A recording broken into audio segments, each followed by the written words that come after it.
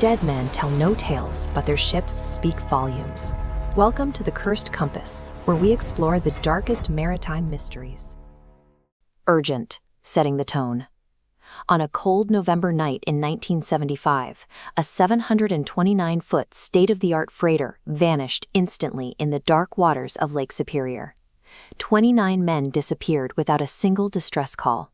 This was the SS Edmund Fitzgerald. At her launch, she was the largest vessel on the Great Lakes, eventually setting records for the heaviest iron ore cargo ever hauled through the Soo locks. To understand how a vessel of this magnitude could be erased from the surface in seconds, we must look past the maritime folklore. We have to reverse engineer the disaster by analyzing her structural engineering, the meteorological data of the storm, and the forensic evidence left on the lakebed. The engineering baseline of the Fitzgerald was defined by limits. Built in 1957, her dimensions were drafted to maximize the absolute limits of the St. Lawrence Seaway. This blueprint shows her cargo architecture. She hauled 26,000 tons of taconite iron ore pellets, loaded through 21 topside hatches into 3 cavernous central holds. But those massive holds were separated only by non-watertight screens rather than fully sealed bulkheads. She was a marvel of volume maximization and economic efficiency. However, this core architecture dictated a rigid physical reality. Any severe water ingress into the cargo area could flood the entire length of the hull entirely unhindered.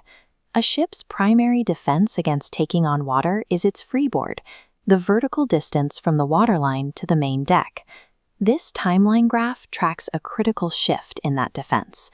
Over the Fitzgerald's 17-year career, the Coast Guard progressively lowered her permitted load line requirement, allowing the ship to legally carry thousands of tons of additional cargo.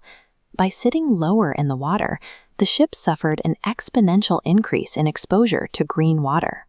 Green water is not sea spray, but massive, heavy waves carrying actual physical mass that wash over and crush down onto the top deck. The sheer weight of this water pounded the deck hardware. An inspection in October 1975 explicitly noted cracks and gashes in the topside hatchways. Because inspectors deemed these fractures routine wear and tear, repairs were delayed until the winter layup. The ship entered the violent autumn storm season with compromised hatch seals. Furthermore, crewmen had repeatedly reported the ship's tendency to flex longitudinally over the crests and troughs of waves over the years, a structural strain known as hogging and sagging. By November 1975, the Fitzgerald was sailing heavier, sitting lower, and operating with a degraded defensive perimeter against water ingress. On November 9th, a low-pressure system formed in Kansas and rapidly advanced northeast, tracking directly over Lake Superior. This map illustrates the physics of wave generation. Wave height is dictated by the unobstructed distance of open water that wind blows across, known as fetch. On November 10th, winds backed northwest, aligning precisely with the lake's longest axis, maximizing the fetch. This specific directional shift stripped the Fitzgerald and a trailing freighter, the Arthur M. Anderson, of the protection provided by the northern landmass. The vessels were suddenly caught in a violent tempest. They faced sustained hurricane-force winds exceeding 50 miles per hour and relentless waves towering 35 to 40 feet high. The specific track and sudden wind shift created a perfect, inescapable engine for maximum wave destruction, aligned exactly along the Fitzgerald's route. At 3:30 p.m., Captain McSorley radios the Anderson. The Fitzgerald has a fence rail down, missing vent covers, and a starboard list. These missing vents provided a direct path for the lake to flood the starboard ballast tanks, forcing the massive ship to tilt. McSorley had the ship's massive pumps running at full capacity, but the water was entering the vessel exactly as fast as they could pump it out. To explain this sudden topside damage and water ingress, the Lake Carriers Association proposed a specific theory. Did the Fitzgerald bottom out as she passed the poorly charted Canadian 6-fathom shoal? If the fully loaded freighter dropped into the trough of a massive wave and grounded heavily on this shallow reef, the impact would force the hull to arch. This violent hogging action would snap the topside fence rail and rupture the vents. Whether the damage originated from a violent shoal strike or the relentless crushing weight of green water, the Fitzgerald was now physically wounded, listing, and highly vulnerable to the compounding forces of the storm. The situation rapidly deteriorated. The Fitzgerald lost both her primary and backup radars, blinding the crew completely in the dense, foaming snow squalls. At the same time, the Whitefish Fight Point road region was also knocked offline by the high winds, instantly removing the ship's last navigational safety net. The Fitzgerald was now entirely reliant on the trailing Anderson's radar telemetry, radioed from miles behind, to blindly navigate toward the safety of Whitefish Bay. Despite decades of maritime folklore claiming phantom SOS signals were heard over the airwaves that night, there is no official record of any transmission from the ship after contact was lost. The final official radio transmission occurred at 7:10 p.m. Captain McSorley, when asked how they were making out, stated simply, "We are holding our own."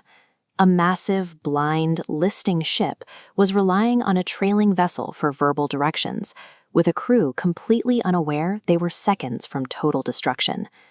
When sonar and submersibles finally located the wreckage 17 miles from safety, they found the 729-foot freighter cleanly severed into two pieces, resting just 170 feet apart on the lake bed. The two halves exist in drastically different conditions. The bow section sits upright, its top heavily crushed with caved-in hatches. The stern lies inverted, completely upside down. This tight forensic footprint immediately dismisses the theory that the ship broke apart on the surface. If she had snapped at the waterline, hurricane winds and currents would have scattered the buoyant debris over miles. To explain the wreckage proximity, the National Transportation Safety Board developed a model of a catastrophic nosedive. This diagram demonstrates the likely trigger, a phenomenon known as the Three Sisters. The Anderson recorded two massive rogue waves, compounding into a single massive peak, tracking directly toward the listing Fitzgerald. The tremendous weight of pooling water on the compromised deck forced the bow under the rogue wave, initiating a fatal, unrecoverable nosedive toward the lake bed. As the bow slammed into the mud, 26,000 tons of taconite violently shifted forward. The sheer kinetic force snapped the ship's back in an instant, twisting the buoyant stern and rolling it over as it sank. The violence and speed of this nosedive model explains the complete lack of a distress call, the fact that no lifeboats were launched, and the pristine 170-foot proximity of the two severed halves. In the immediate aftermath, the rescue response exposed glaring operational holes. The Coast Guard was unequipped for a storm of this magnitude, forcing them to rely on civilian freighters to turn back into the hurricane to search the waters. This stark infographic outlines the sweeping regulatory actions triggered by the disaster. The authorities mandated the reversal of load line reductions, required GPS location tracking systems, and placed survival suits in every crew cabin. Furthermore, the Coast Guard deployed 57 environmental weather buoys across Lake Superior to monitor conditions. Prior to 1975, there was not a single buoy on the lake.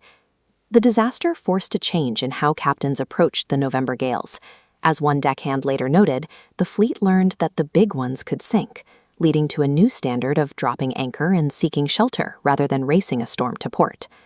In popular culture, the tragedy was rapidly cemented into history by Gordon Lightfoot, who wrote and recorded his famous ballad while investigations were still pending.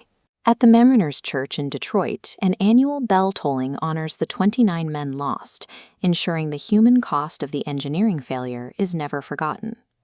The Edmund Fitzgerald's end was the result of engineering arrogance meeting compromised physics and extreme weather, serving as a tragic corrective for the entire Great Lakes shipping industry.